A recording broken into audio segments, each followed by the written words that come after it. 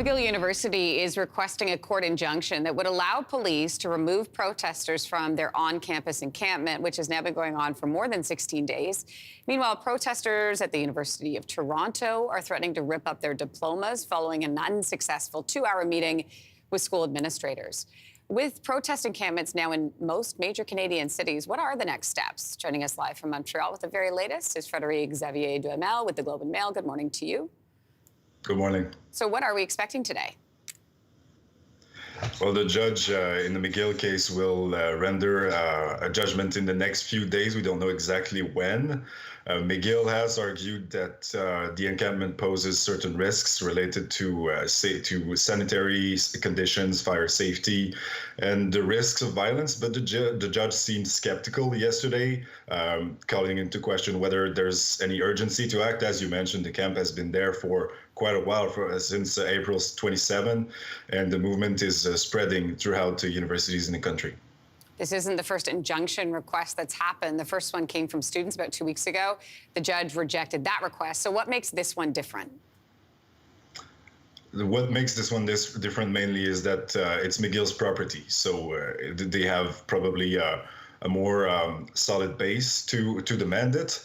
But yeah, the judge seemed skeptical nonetheless about the urgency of the matter. There was also the issue that what the first injunction requested was quite widespread ban on protests. They were asking for a ban on protests of 100 meters around any McGill buildings, which would have in effect banned protests from a large part of downtown Montreal because McGill is a large landowner. So yeah, this one seems to have a better chance to pass, but we will have to see. You said the judge seems skeptical. I mean, the protest has been peaceful. Why not let them stay? That's an argument that the protesters are making, that their protest is peaceful, that there's no immediate risks to anyone, and that even when when there has been a counter protesters in the past week or the past few days, there was no violent incident.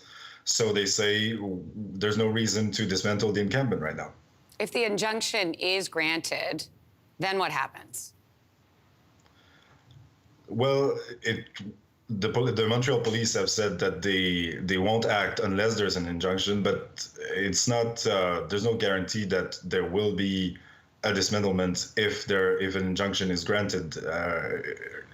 Many actors, the Montreal mayor, for example, Valérie Plante, has said that she does not want to see the kind of violent removal that we've seen in Alberta or in the rest, or in the U.S. McGill said that they want to continue the dialogue, whether the injunction is granted or not. So it's not clear exactly what happens if an injunction is granted.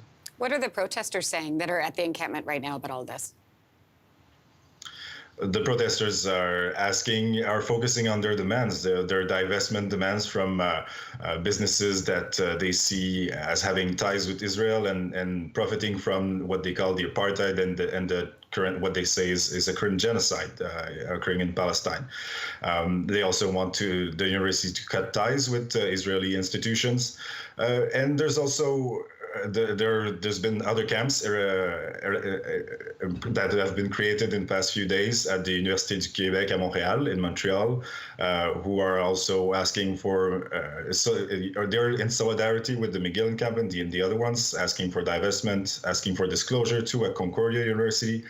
And I saw that yesterday an encampment was erected in the University of Sherbrooke too, with similar demands. So the movement is spreading and does not show signs of tiring. Well, because that's one of the questions, right? Because if you close down one, are we going to see that sort of move locations at this point? Yeah, certainly. There's also, I think last week there was, in Alberta, there's been police intervention, but protesters came back. It's not clear if, whether it's effective. It's an effective strategy for universities to call on the police to remove the protesters. Frédéric, we appreciate your insight this morning. Thank you. Thank you for having me. Hey, thanks for watching. If you liked this, be sure to subscribe here, or you can check out more Your Morning videos right here.